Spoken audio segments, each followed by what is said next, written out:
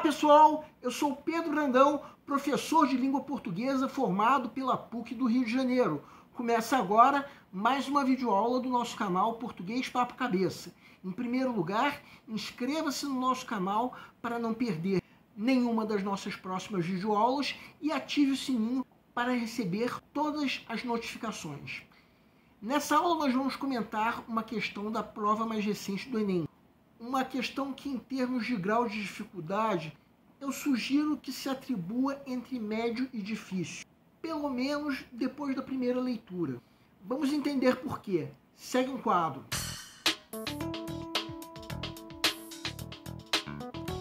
Enem 2023, mais iluminada que outras. Tenho 2 seios, estas 2 coxas, 2 mãos que me são muito úteis, olhos escuros, essas 2 sobrancelhas que preencho com maquiagem comprada por R$19,90 e orelhas que não aceitam bijuterias. Este corpo é um corpo faminto, dentado, cruel, capaz e violento. Movo os braços e multidões correm desesperadas. Caminho no escuro com o rosto para baixo, pois cada parte isolada de mim tem sua própria vida e não quero domá-las. Animal da caatinga, forte demais, engolidora de espadas e espinhos. Dizem, e eu ouvi e depois também li, que o estado do Ceará aboliu a escravidão 4 anos antes do restante do país. Todos aqueles corpos que eram trazidos com seus dedos contados, seus calcanhares prontos e seus umbigos em fogo, todos eles foram interrompidos no porto. Um homem, dizem e eu ouvi, depois também li, liderou o levante. E todos esses corpos foram buscar outros incômodos, foram ser incomodados. Nesse texto, os recursos expressivos usados pela narradora revelam as marcas da violência de raça e de gênero na construção da identidade. B, questionam o pioneirismo do estado do Ceará no enfrentamento à escravidão. C, reproduzem padrões estéticos em busca da valorização da autoestima feminina. D, sugerem uma atmosfera onírica alinhada ao desejo do resgate da espiritualidade. E, mimetizam na paisagem os corpos transformados pela violência da escravidão. Peço para que deem uma pausa antes de ser dado o gabarito. O gabarito é letra A. A pergunta do enunciado é: o que é correto se afirmar sobre os recursos expressivos usados pela narradora? Vamos supor que você esteja na fase de pré-leitura. A fase em que, de acordo com o método que nós já propomos em outra videoaula, o candidato está fazendo uma leitura prévia da prova como um todo, a fim de avaliar o grau de dificuldade de cada questão. Aí chega nessa questão. Apenas uma questão entre todas que o candidato tem para ler e avaliar o grau de dificuldade. Será que podemos eliminar com segurança qualquer uma das alternativas? Talvez seja arriscado, né? A tendência é ficarmos na dúvida entre a alternativa A e B, pelo menos primeiramente. Mas será mesmo que as outras 3 podem ser eliminadas? Talvez sim, talvez não. As outras 3 alternativas muitas vezes podem estar, digamos assim, em outras palavras no texto. No fim das contas, pelo menos num primeiro momento, elas são arriscadas de serem eliminadas. Por outro lado, até dá para se observar uma coisa, que à medida que nós fizermos uma leitura mais atenta e cuidadosa, a sacação do gabarito vai ficando mais fácil, bem como a eliminação de alternativas incorretas. Então, como nós ficamos na dúvida entre 2 alternativas e ainda desconfiamos que as outras podem estar em outras palavras no texto, o ideal é atribuirmos um nível de dificuldade entre médio e difícil. Agora vamos supor que chegou o momento de se resolver a questão. Quem quiser pode dar uma pausa para ler. O primeiro parágrafo descreve a vida da narradora, que, já pela parte que nós estamos destacando em vermelho, sabemos se tratar de uma mulher. Uma mulher que, pelo trecho que nós estamos destacando em vermelho agora, percebemos que vive em situação de miséria, com o corpo faminto. Essa ideia de se tratar de uma mulher em situação de miséria persiste até o final desse primeiro parágrafo. Quem quiser pode dar uma pausa para ler. Então vejam novamente a alternativa A.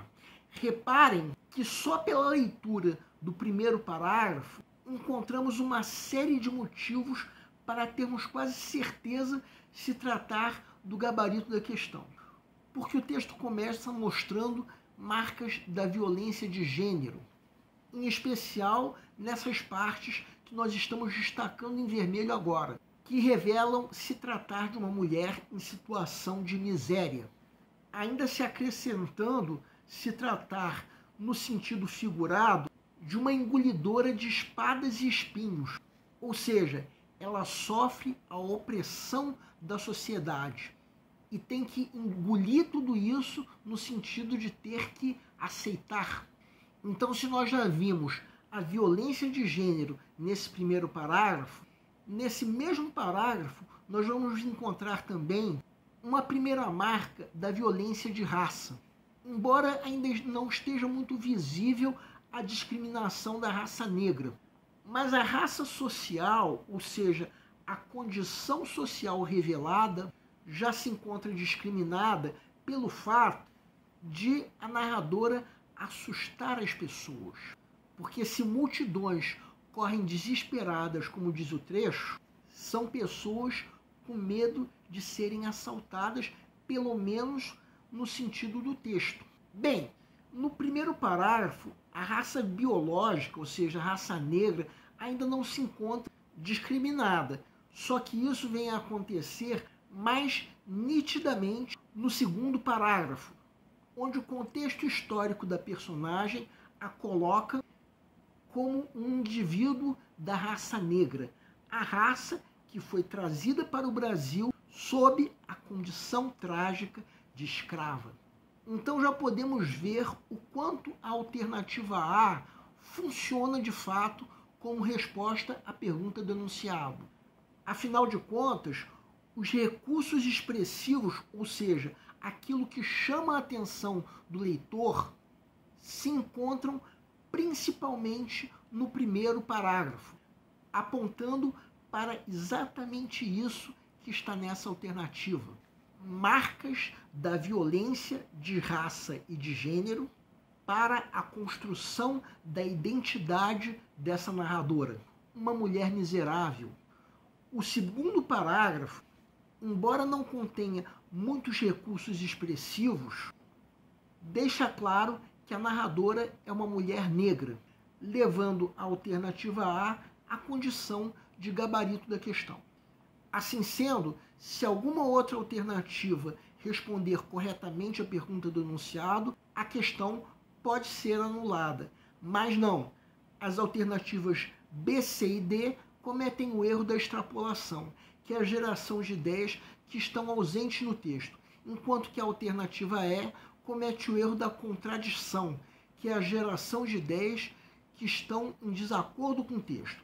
Em geral, o erro da contradição é fácil de ser percebido, mas não é o caso da alternativa E.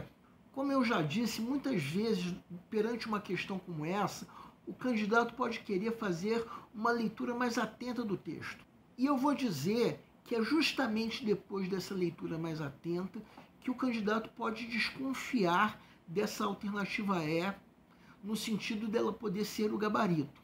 Principalmente se dermos atenção a esse trecho que nós estamos destacando agora em vermelho.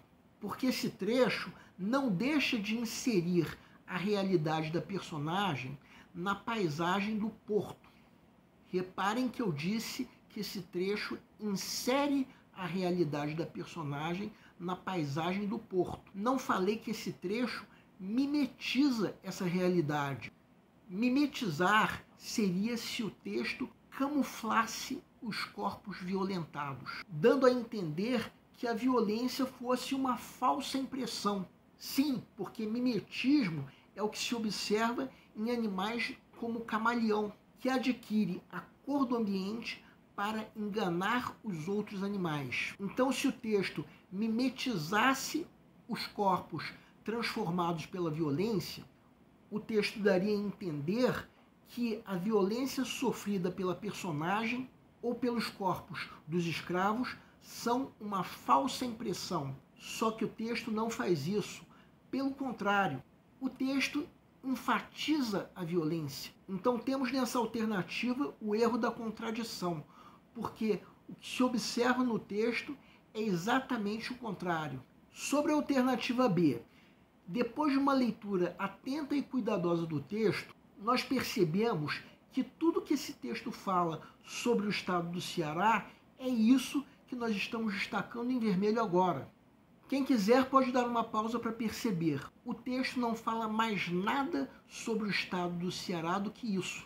Que, além do mais, é uma ideia que chega a ser acidental. Um trecho que, além do mais, não questiona o pioneirismo do estado do Ceará. Questionar seria se o texto pusesse na dúvida se o estado do Ceará foi de fato pioneiro no enfrentamento à escravidão. Mas o texto não faz isso. No máximo cita esse pioneirismo como uma possibilidade. Não questiona. Sobre a alternativa C, em momento nenhum do texto existe uma ideia de valorização da autoestima feminina. Quem quiser pode dar uma pausa para conferir.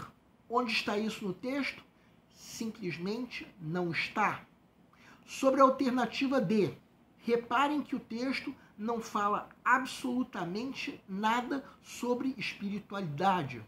Assim sendo, muito menos sobre resgate da espiritualidade, muito menos sugere uma atmosfera onírica ligada ao desejo de tal resgate. Assim sendo, a alternativa A é a única que responde corretamente à pergunta do enunciado, sendo, portanto, o gabarito da questão. Bem, agora eu vou repetir uma coisa que eu já disse em outras videoaulas. Por mais que uma questão pareça ou até seja fácil, isso não quer dizer que o candidato possa se deixar levar pela pressa, tampouco que ele possa perder a atenção. Então, a partir do momento em que o candidato sabe disso, ele vai poder ler o texto com mais atenção e, aos poucos, sacar o gabarito da questão. O nosso canal Português Papo Cabeça antigamente se chamava Aprenda a Língua Portuguesa. Cada vez mais estaremos focados em vocês que estão movendo a roda da história para que seja criado um futuro melhor para todos. Então o nosso foco principal continua sendo os vestibulandos, que terão no nosso canal uma fonte importante de estudo de língua portuguesa, onde nós ensinaremos os recursos da nossa língua para que possam, em primeiro lugar, escrever de forma adequada, entre outros textos, a redação do vestibular. Em segundo lugar, para que possam interpretar textos de forma adequada, não apenas numa prova de vestibular ou concurso, mas também na leitura de textos que ajudarão vocês a se manterem atualizados. Cada vez mais, nós teremos no nosso canal um Papo Cabeça. Ensinaremos nossa língua sim, mas de forma a estimular a inteligência que nasceu dentro de vocês e que precisa ser estimulada. E a missão do nosso canal é melhorar cada vez mais. Então vocês podem usar tanto o nosso e-mail quanto a nossa fanpage para fazerem qualquer comentário, elogio, crítica ou ainda reclamação sobre as nossas videoaulas. E vocês também podem usar tanto o nosso e-mail quanto a nossa fanpage para pedirem para esclarecer qualquer dúvida que vocês tenham sobre a matéria. E nós agradecemos a todos vocês que estão assistindo às nossas videoaulas. Em especial, nós agradecemos a todos vocês que estão compartilhando nossas videoaulas com outras pessoas. Muito obrigado porque vocês estão ajudando o nosso canal a ser feito. Pedimos ainda que deixem um like. Muito obrigado e aguardem nossa próxima aula.